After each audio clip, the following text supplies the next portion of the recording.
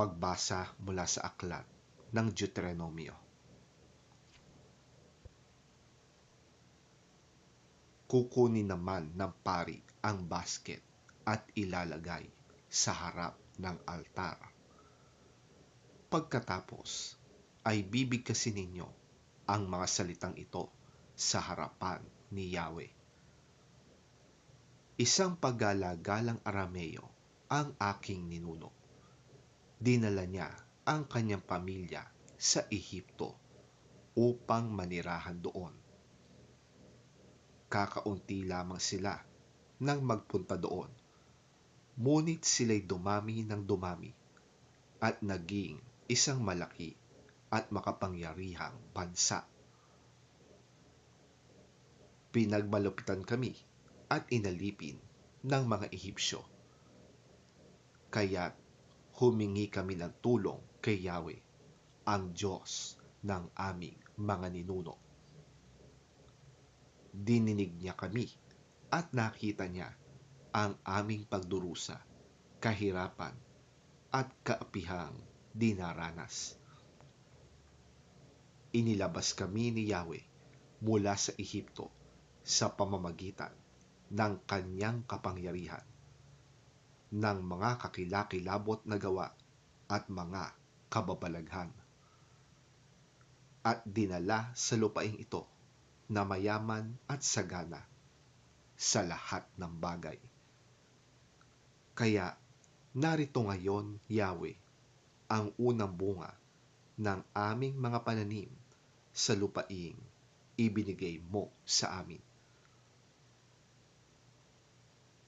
Pagkasabi noon, ilapag ninyo ang inyong dala sa harap ng altar.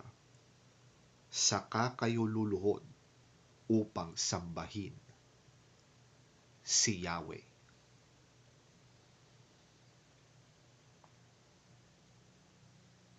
Ang salita ng Diyos. Salamat sa Diyos.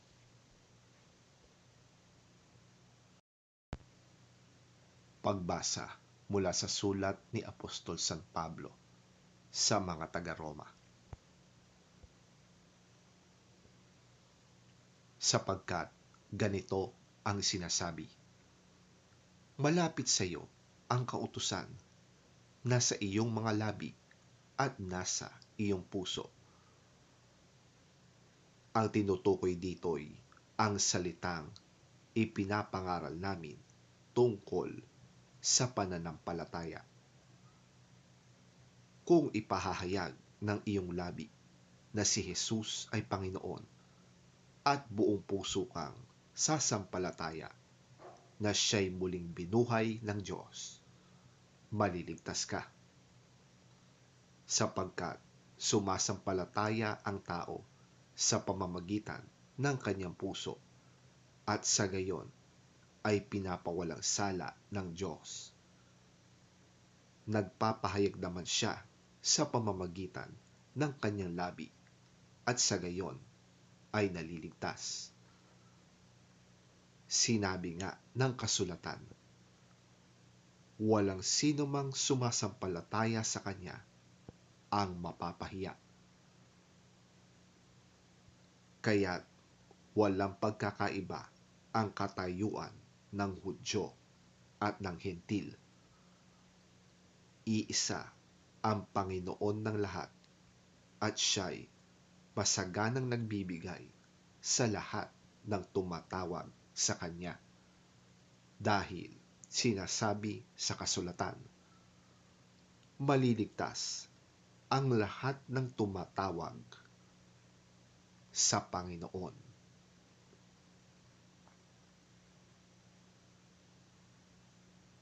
Ang salita ng Diyos. Salamat sa Diyos.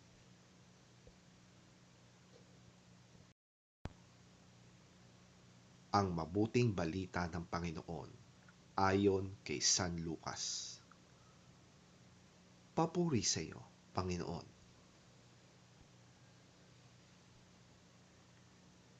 Mula sa Jordan, bumalik si Jesus na puspos ng Espiritu Santo.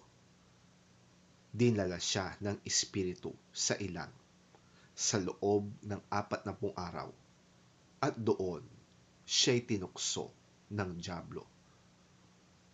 Hindi siya kumain ng anuman sa buong panahong yon, kaya't siya'y nagutom. Sinabi sa kanya ng dyablo, "Kung ikaw nga ang anak ng Diyos, iutos mong maging tinapay ang batong ito." Ngunit sinagot ito ni Jesus, "Nasusulat, ang tao'y hindi lamang sa tinapay nabubuhay." Dinala siya ng dyablo sa isang napakataas na lugar at sa ilang saglit ay ipinakita sa kanya ang lahat ng kaharian sa buong daigdig. Sinabi ng dyablo, "Ibibigay ko sa iyo ang pamamahala sa lahat ng kahariang ito at ang kadakilaan nito. Ipinagkaloob ito sa akin at maibibigay ko sa kanino mang naisin ko. Kaya't kung ako'y sasambahin mo, magiging sayo na ang lahat ng ito." Sumagot si Jesus, "Nasusulat, ang Panginoon mong Diyos ang dapat mong sambahin at siya lamang ang dapat mong paglingkuran."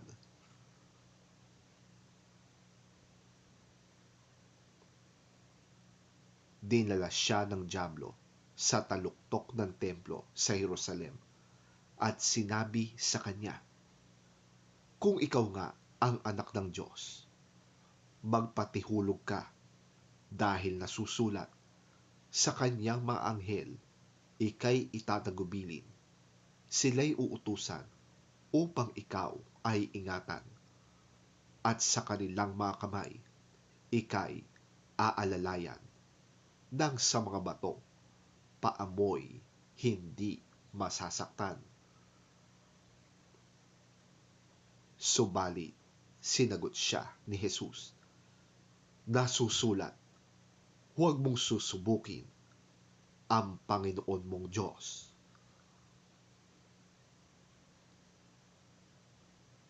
Pagkatapos tuksohin si Jesus sa lahat ng paraan, umalis na ang dyablo at naghintay ng ibang pagkakataon.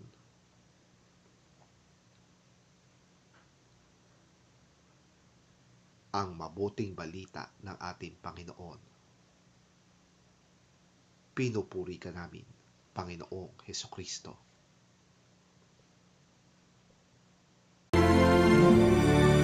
Jesus, full of the Holy Spirit, left the Jordan and was led by the Spirit into the wilderness,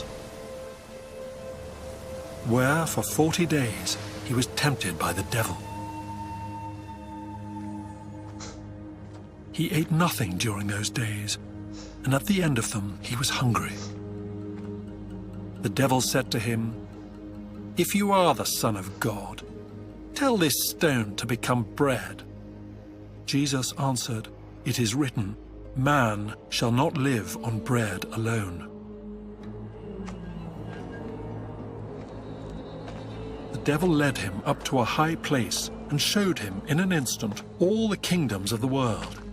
And he said to him, "I will give you all their authority and splendor. It has been given to me, and I can give it to anyone I want to. If you worship me, it will all be yours." Jesus answered, "It is written, worship the Lord your God and serve him only."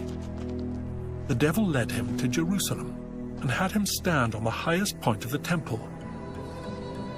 "If you are the Son of God," he said, "throw yourself down from here.